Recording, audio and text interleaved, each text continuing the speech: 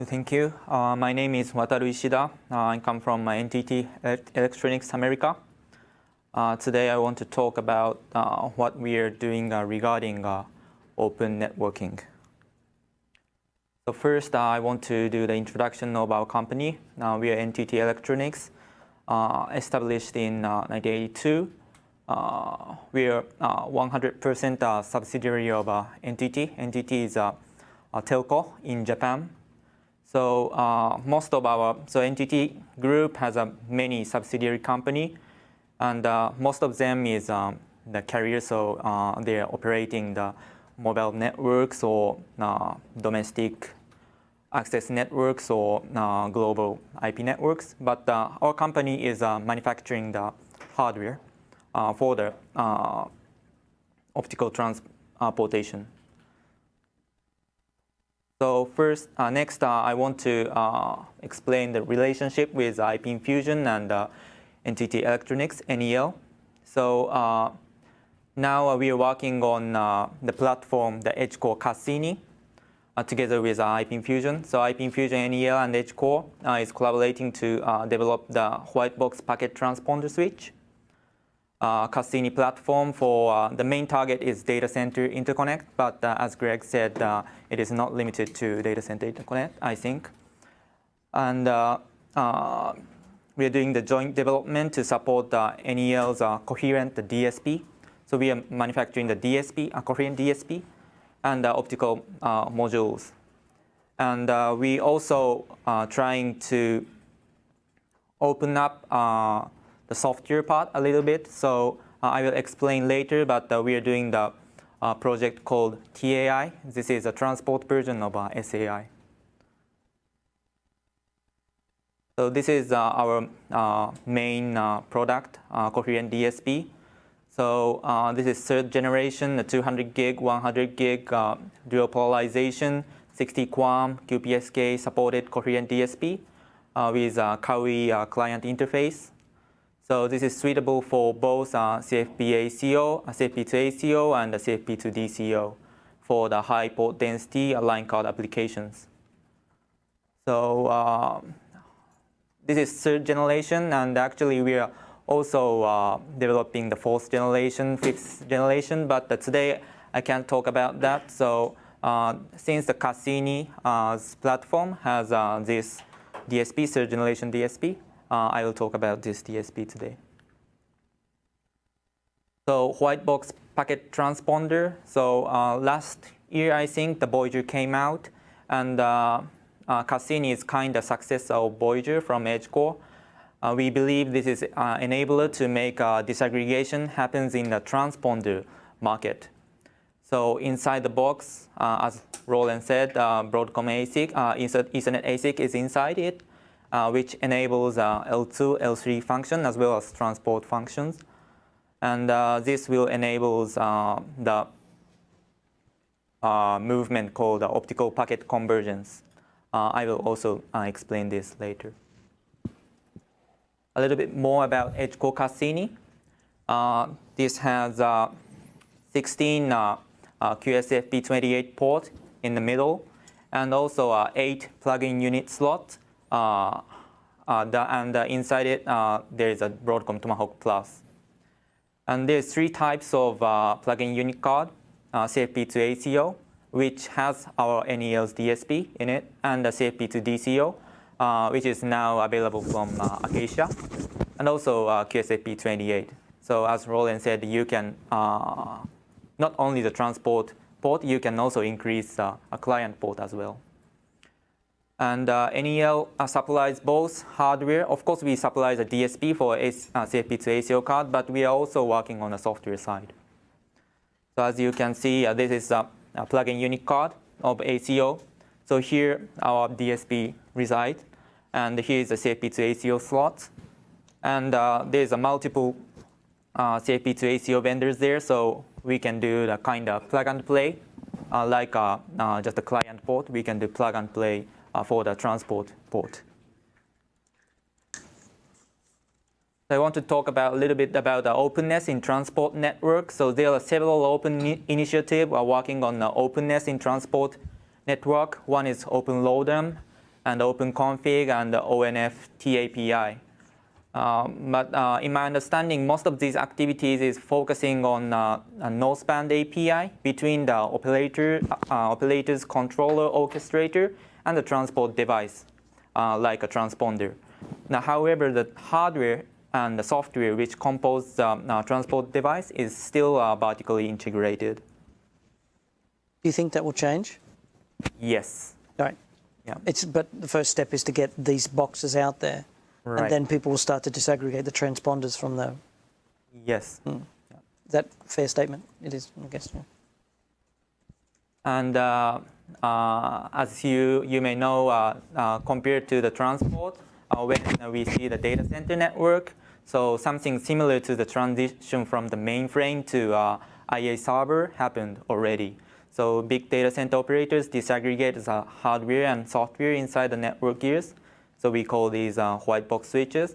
And I think a benefit is not limited to the reducing CapEx, but also the scalability and flexibility, because we can put any software we want. And here is about optical packet convergence. This name is from the paper from Microsoft in 2016. So the upper figure shows a conventional WDM system. So there is a L3 switch or router here, and the transport part. The transponder is here, and we need max or demax to do the WDM, and the load-down system, and amplifiers. And generally, these vendors have to be just one vendor, so we can't mix these. But compared to the conventional WDM system, optical packet convergence means moving this transponder part to the router part, IP part, and leave the optical things separate. And the reason which suggests this transition is when we see the technical life cycle of the transponder technology, like DSP, it is much more similar to the Ethernet ASIC. So it is more reasonable to put the same technical life cycle things into one box. And compared to the silicon things, when we see the WDM, max, demax amplifier, this technology is really kind of matured technology and don't change frequently. Can I restate that just to make sure I understand that? Optical networking has been going through a lot of change, but on the other hand, it's been very static. Once a company made a product, it stayed in the market for a decade or more. And now we're seeing a much faster innovation cycle as the production of optical components gets cheaper and there's more of it. So what you're saying now is the innovation cycle of new transponders coming to market is roughly the same as ASICs coming, Ethernet ASICs, every 2 or 3 years. So. Right. So now it makes sense to say transponder family generation something matches this ASIC, and in 3 years there'll be a sequel, a follow-on product. Okay. Tomahawk and our third generation chip, Tomahawk 2, our fourth, Tomahawk 3, fifth. Yep, right. That kind of thing. Yeah. That's quite a transition. Yeah. That's it. Yeah. Yes. And also, one more important point to suggest this transition is client signals are converging to the only Ethernet, especially in the DCI market. So these two are suggesting this movement, and I think the Cassini can enable this transition. And so I talked about the difference between the transport network openness and data center network openness. But what we are now working on is trying to open transport network more radically, like a data center network. So the one activity for that is this transponder abstraction interface. This is transport version of OCPSAI. It is already open sourced under TIPS GitHub.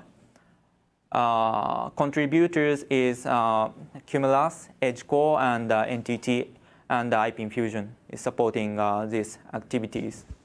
So same as SAI, TAI is just a collection of C header files to abstract the transponder hardware like transceivers and DSP. An application on top of that can be agnostic on optical component vendors. So when we talk about the Cassini, we can say here we will put the implementation of TAI of NTT. Here we can put the implementation TAI of Acacia here, and the rest of the part can be the same. That is the goal of this TAI. Okay. And actually, this is the last slide. And this is just a clarification slide to explain the difference between the young models and the TAI. So when we started this TAI working group in TIP, there is some comment that we already have a bunch of these APIs like OpenConfig or OpenROADM. So why you start new things? So why don't you reuse that? There is such kind of comment. But I want to clarify here that the young model is API between the controller and the device itself. But the TAI is the API between the software and hardware inside the device. So when we put every pieces into one picture, the platform with TAI is kind of like this. There's an implementation TAI interface, vendor independent application. But platform without TAI is just a one black box. And we can put the young model on top of both of these platforms, like OpenROADM, OpenConfig, or NFT API. And controller or operators can talk to these devices in a unified manner. Is going to primarily be to act as a driver for the optics or also the switch platform? Only the optics. Only transport thing. Yeah. Right. So it works with SAI. So our intention is more precisely for the switching part. There is no limitation from the TAI perspective. Okay. So they can use native Broadcom SDK, SAI, OpenNSL, or FTPA. Anything's okay. Yeah, TAI only focus on the transport feature. Thank you very much. Yeah.